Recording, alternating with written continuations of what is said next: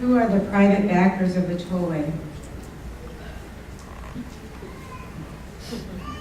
I'm not sure how to answer that question. There's no. Well, right now, I mean, there isn't any.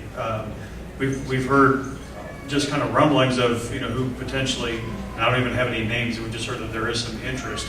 So we don't know that yet. I believe by the end of the year that we'll be ready to start talking to potential investors, where we would have a meeting where they can come in and tell us what interest they would have in this project, and what they would like to see from it as well. But at this point, we really don't have any further information on that. What's driving this project? Just the Department of Transportation?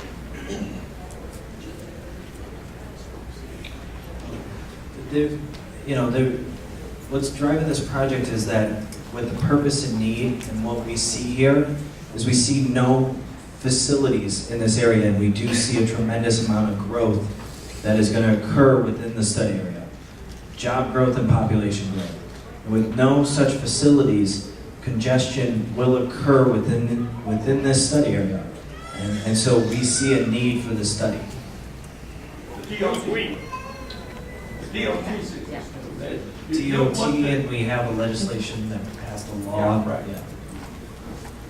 Same thing in Indiana. There's legislation that said to move forward with this study because they saw a need that was driven by the local elected officials.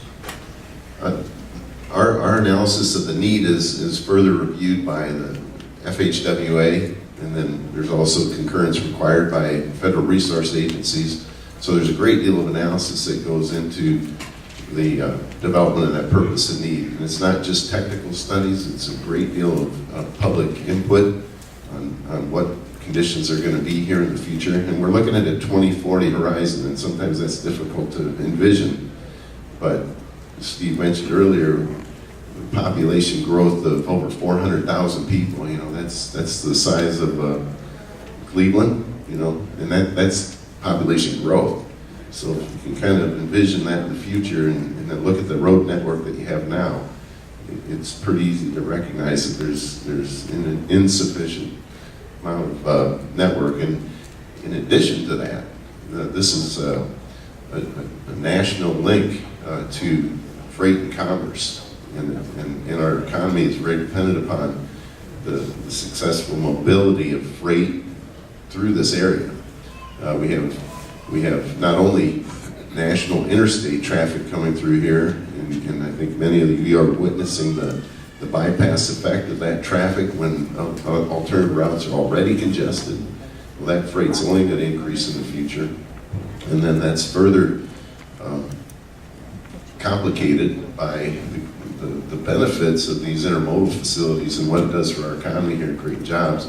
These intermodal facilities generate a tremendous amount of truck traffic. That truck traffic spreads throughout the roadway network. So we've got three unique dynamics of travel demand that are working and putting the burden on the roadway network, and that just creates delays for us getting to our jobs. It creates congestion, costs, air pollution. So there's a lot of benefits that are coming from this improvement. In fact, this improvement will also draw traffic from some of the existing routes. So you see indirect benefits by pulling traffic off of routes like I-65 or I-80, because that frees up some capacity. Then the bypass traffic for those routes can get back on the bigger, higher type freeways, and then that frees up the local system.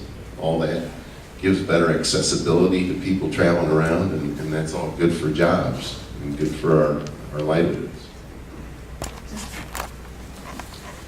In regards to, will I-55 South of Route 6 be widened to 3 lanes in each direction to handle this increased traffic?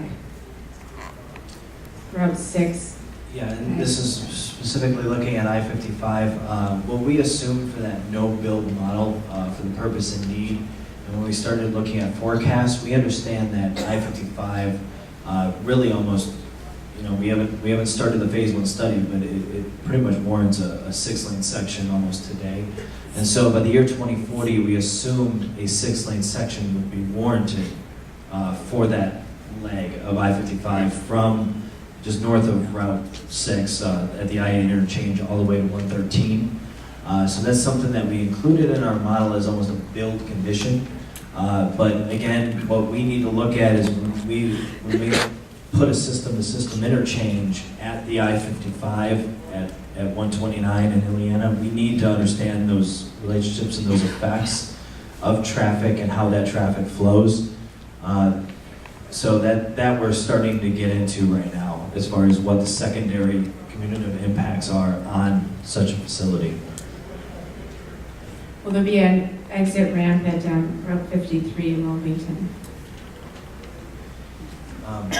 Currently, we are looking at that. We're looking at several different scenarios or concepts for the 53 interchange. One at 53, one offset a little bit, and one without an interchange. So we are looking at a number of options for that location.